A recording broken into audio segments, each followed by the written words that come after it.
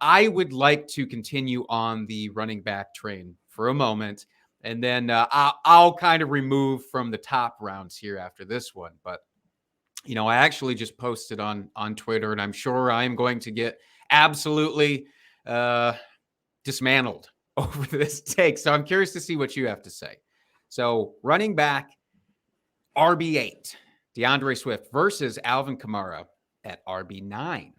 So both guys who are going to be heavily emphasized as pass catching backs. That's where we're hoping the value will come from, going back to back. So Alvin Kamara, doesn't seem like any suspension is going to happen this year. If anything, 2023. So if he plays the full year, who would you rather?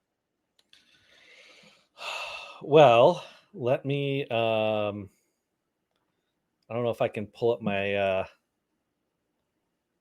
my screen here because I saw your tweet. And I responded. I just want to know. I want you to know I responded. Can you see this?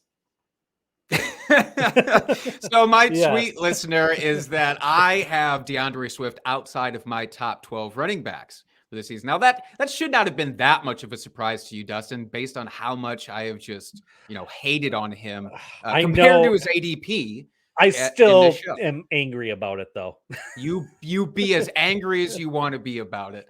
In full PPR, I will say he's just outside the top 12. Half PPR gets a little dicier for me, but. So I'm curious, though, Kamara versus Swift. I mean, you were obviously big on Swift, but is it enough for you to take him over him? Yes. Okay. 100%. So are you nervous about Kamara because of the enhanced weaponry that's now on the Saints? I mean, Michael Thomas coming back, Chris Olave looking good, Jarvis Landry at all? Or what? I guess that's part of it. I think, too, I mean, you have Jameis, assuming he starts week 1, which I know it looks like he's going to here, but he's coming back from his injury. And really where Kamara makes his hay is in the receiving game. So how much will Jameis check down to him? We know he's a YOLO, just throw it down the field kind of quarterback. So that doesn't really necessarily play into Kamara's strengths out of the backfield there. So that's really kind of the tiebreaker for me. And I really... yeah, that's it.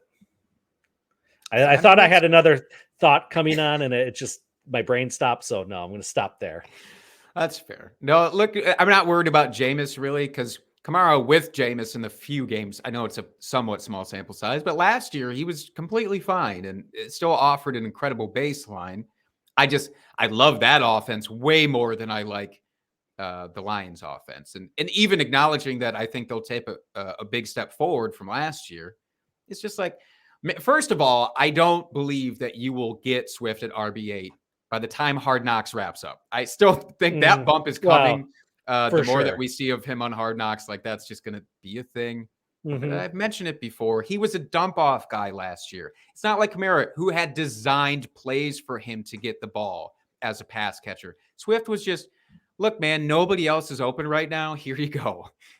Do something. That's what he was, and that's fine. But if you have improved dudes around him, that's why I'm concerned, because that's why he was getting the ball. Kamara, like, hey, you're still really good. We want to get you the ball. Swift was like, well, by default. And I love Jamal Williams, so I don't hide my love for Jamal Williams. He was more of their goal line guy than Swift was last season. They both played the same amount of games. Swift had more opportunities, and they split carries. I know carries don't matter as much between the 20s, but like you better really come with those targets if you want me to love you in full PPR. So I'd go Kamara.